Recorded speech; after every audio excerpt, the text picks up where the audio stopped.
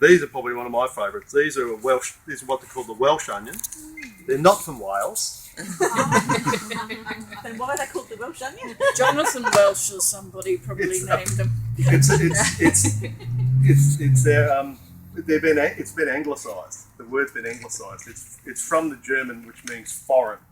So, because they came from East Asia, so just over the border there in Europe, and they've come through.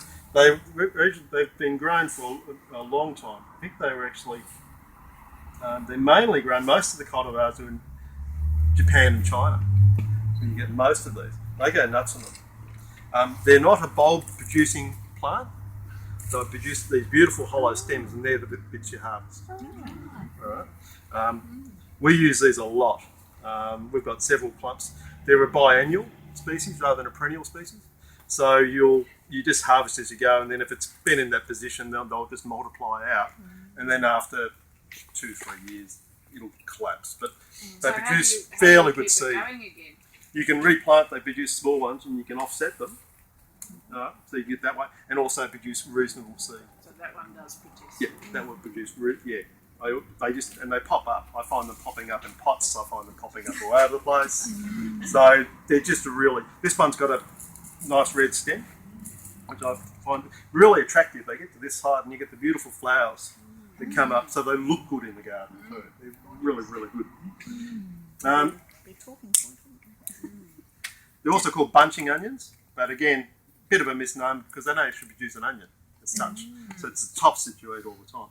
But what they've discovered with the tops is they've got they're related very closely to spring onions, and you can buy many people have bought a bunch of spring onions from the supermarket, and you get it home, you put it in the crisper drawer, and you go back next time and it's gone.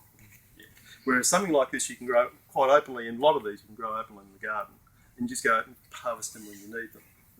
And the reason for using them like that, Christine mainly uses these instead of onions, a lot of our cooking, because they contain 140 times the phytonutrients of white onions in the tops. So they're really, really, really good for you. You know, just unbelievable. And why wouldn't you? Why wouldn't you? You're just going to do yourself a huge favour. And the other research I've been reading is 10 grams of this per day will lower the rate in men of prostate cancer by 50%. So yeah, it's significant. It's and it's such a small amount. So yeah, and easy to grow. Just really, really easy to grow. Do they cross, like if you've got other alliums that in your garden that you're growing? Do they? They can do. Yeah, they can do. Yeah, the alliums are a bit like that. Yeah, a bit promiscuous.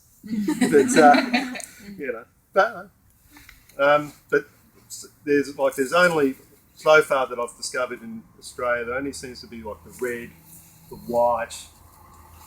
That's about it. Where again in Europe and Asia in particular, there's hundreds of cultivars. But they're very similar to the shallot onions, the scallions, and those sorts of things. But just a lot easier to use. You can harvest that, put some cheese in it, all kinds of possibilities for that. They're really good. Walking onions. Nice big clump of walking onions. These are also one of our main onion plants in the forest garden. We use a lot of the tops all the time. There's always some of these available. They're probably the hardiest and easiest onion of the lot to grow. You just can't kill them at all. As you can see, That's a challenge. in the sun, grow them in the sun, full sun. All alums like a nice friable soil in full sun. This was just one bulb a year ago. You can see it's just produced multiple lots. And you can dig, when that dies down in summer, you can dig it up and harvest the onions if you want to. But I tend not to bother. Because of their way that they're propagated, they actually produce a flower stalk, and then on top of the flower stalk they'll produce a little bunch of other little tiny onions that you can use for pickling or whatever. But The idea is they actually plant themselves, so they fall down flat and replant themselves. And they Egyptian walking onion, they walk around the garden, which is really handy in lots of ways, because you don't have to do it. Great plant. So which bit do you eat? Do you eat the... You eat the tops, you can eat the shoots, you can eat the lot, everything on these guys. the bulb? The bulb, yeah. Obviously. These are looking very wintry. As the spring comes, these will get to a clump about this high. So they produce a lot of produce, really quite productive. And then you can divide the clump off and put it there, do it that way, things like that. So they tend to grow out of the ground. So they won't actually fall, the plant will almost sort of fall over, and you can just pull that out by hand. You have to dig it up. Ideal. So again, no digging involved. Love these sort of things. Easy. Will the plant, if you don't, will it die down eventually? Like, is it like the other one that sort of gets exhausted? Alliums are, alliums tend to need a new spot Okay. every now and then. After 2 to 3 years, they seem to deplete the nutrient load in that spot, and it's good to replant them. Yeah. And move them through.